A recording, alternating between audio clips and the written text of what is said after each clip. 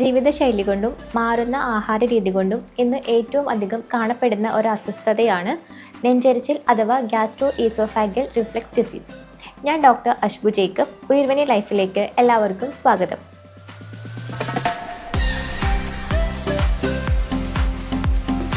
എന്താണ് നെഞ്ചെരിച്ചിൽ?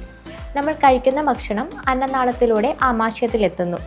അന്നനാളത്തിൻ്റെയും ആമാശയത്തിൻ്റെയും ഇടയിൽ ഒരു പേശിയുണ്ട്. അതായത് ഈ ആമാശയത്തിലുള്ള ഭക്ഷണ വസ്തുവിനെ തിരിച്ച് അന്നനാളത്തിൽ എത്താതിരിക്കാൻ വേണ്ടി ഹെൽപ്പ് ചെയ്യുന്ന ഒരു സ്പിഞ്ചറാണത്. നമ്മളതിനെ ഈസോഫാഗൽ സ്പിഞ്ചർ എന്നാണ് പറയുന്നത്. നമ്മളുടെ മാറുന്ന ആഹാര രീതി മൂലം ആ ഒരു മാംസപേശിക്ക് വരുന്ന ബലക്കുറവ്, അതിൽ നിന്ന് ആമാശയത്തിലുള്ള ഭക്ഷണം തിരിച്ച് നമ്മുടെ അന്നനാളത്തിൽ പ്രവേശിക്കുന്നു. അങ്ങനെ കാലക്രമേണ അന്നനാളത്തിൽ വ്രണങ്ങൾ രൂപാന്തരപ്പെടുന്നു. അതാണ് കാലക്രമേണ നെഞ്ചെരിച്ചിൽ അഥവാ പുളിച്ചുകെട്ടലായി മാറുന്നത്. എന്തൊക്കെയാണ് ഇതിൻ്റെ പ്രധാന ലക്ഷണങ്ങൾ? പുളിച്ചുകെട്ടൽ, നെഞ്ചെരിച്ചിൽ, കുത്തിയുള്ള ചുമ, തൊണ്ടയിൽ ഒരു പുകച്ചിൽ, ഇതൊക്കെയാണ് ഇതിൻ്റെ പ്രധാന ലക്ഷണങ്ങളായിട്ട് വരിക. ആരംഭത്തിൽ തന്നെ തിരിച്ചറിഞ്ഞ് കൃത്യമായി ചികിത്സിച്ചാലും ഭക്ഷണക്രമത്തിൽ മാറ്റം വരുത്തിയാലും നമുക്ക് ഈ അസുഖം പൂർണ്ണമായും ചികിത്സിച്ച് മാറ്റാവുന്നതേ ഉള്ളൂ. നമ്മൾ ഭക്ഷണത്തിൽ എന്തൊക്കെയാണ് ശ്രദ്ധിക്കേണ്ടത്?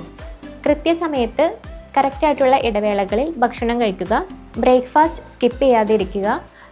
ഭക്ഷണത്തിന് അരമണിക്കൂർ മുൻപോ 1 മണിക്കൂർ ശേഷമോ മാത്രം വെള്ളം കുടിക്കുക. രാത്രി ഉറങ്ങുന്നതിന് 2 മണിക്കൂർ മുമ്പെങ്കിലും ഭക്ഷണം കഴിക്കാൻ ശ്രദ്ധിക്കുക.